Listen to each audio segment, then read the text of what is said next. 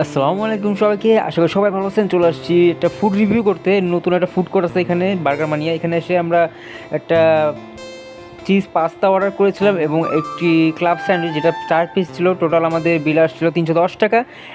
Pasta যেটা ছিল সেটা ছিল 190 টাকা, এবং যে ক্লাব স্যান্ডউইচ ছিল সেটা ছিল 120 টাকায় 4 পিস। সো আমরা অর্ডার করি এবং পে ফার্স্ট, সেহেতু পে করে দিয়েছিলাম। এখানে ফুড নাকি খুবই উন্নত কোয়ালিটি, খুবই টেস্টফুল, ঠিক আছে। সো এই জন্য আমরা চলে আসছি আজকে ফুড রিভিউ করতে। সো আমরা এখান থেকে মেনু দেখে অর্ডার দিয়ে দিচ্ছি এবং আমাদের খাবারটা কিছুক্ষণের মধ্যে চলে আসবে। টাকা পেমেন্ট করে দিয়েছি।